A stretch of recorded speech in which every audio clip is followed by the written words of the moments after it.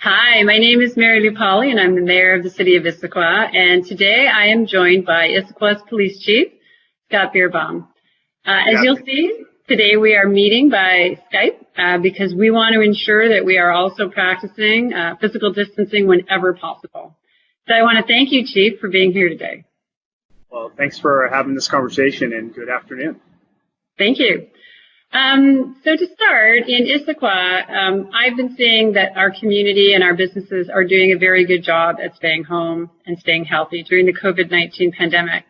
If our community does need to call 911 for an emergency, what may be different in our response?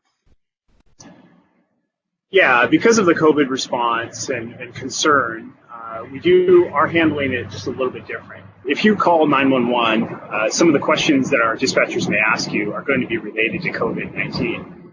They might ask if anyone in the residence or the business is experiencing symptoms related to COVID-19.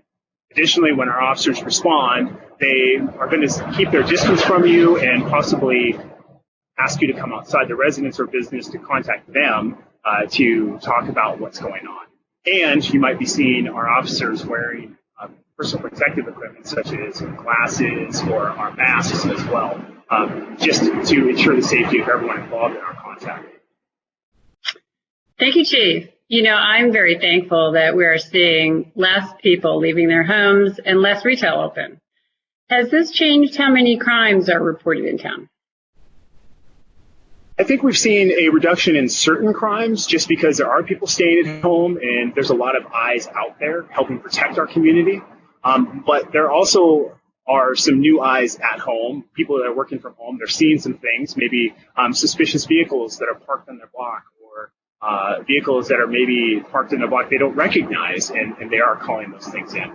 So we do appreciate those calls. We are here to respond, and if there is something that you're concerned about, please call us and we will respond. Thank you, Chief. As you know, every day I'm convening our city's leadership team. We try and coordinate our responses to this emergency with all of our departments. So during one of our recent meetings, you shared that we have seen a bit of an uptick in domestic violence calls. And can you talk about that a little more? Yes, absolutely. Sadly enough, we have seen an increase in domestic violence. Just because we do have the stay-at-home order does not mean that if you are in danger that you need to stay at home. Call 911 or access resources such as LifeWire and call their toll-free 1-800 number. I believe it's 1-800-827-8840. Or reach out to somebody to help you get that help that you need. Text to 911 is still available as well, but please call 911 if you need help, and we will respond. Thank you, Chief. So let's talk a little bit about the governor's stay-at-home, stay-healthy order. What is local law enforcement, like the City of Issaquah's police force, what is your role under the governor's order? Absolutely. I think it's a whole city partnership on helping ensure that our people are staying home. Luckily, our community has been really good about staying at home, and businesses are following the order as well. If we do receive a call or a concern about a business operating or people are gathering, we will look at it, investigate it, and work with our other departments within the city to determine what the next best course of action is. A lot of restaurants are still open for takeout. We encourage those people to frequent those. But there also are businesses that are going to remain open and are still providing services. Mm-hmm.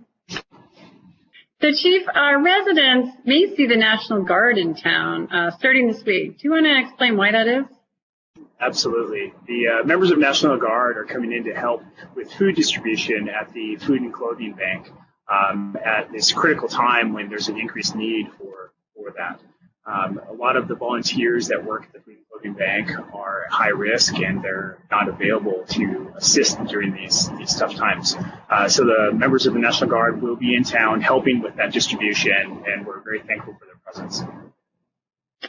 Thank you, Chief. What other changes in our police services may our community experience at this time? Our department is following public health guidelines, and our front records counter is closed, but we're still available 24/7. Just so you know, our officers, of course, are on the street and are available. You can call 911 or you can call our business line, 425-837-3200. we're still available. And if there's a request for a case report, there's a request for any sort of documents, our record staff is still available to assist you if you just call our business line, 425-837-3200. Thank you, Chief. And thank you for joining me today. I'm really enjoying these video series that we're able to put out for the public while we are all practicing physical distancing and working our way through this COVID crisis. I would just like to pass a message on to you and your crews. I appreciate all of the work that you're doing, all of our folks out on the front line who are doing their jobs and doing their best and worried about COVID just like the rest of us, but still in contact with the public and going home at night to be with their family. It's courageous and it's amazing, and I'm very proud of everybody. So I want to thank you and thank your team for all the service that you are providing to protect our community and keep us healthy and safe. Thank you, Chief. Thank you very much. We really appreciate that support, and we really appreciate being able to serve the community during these trying times. Thanks.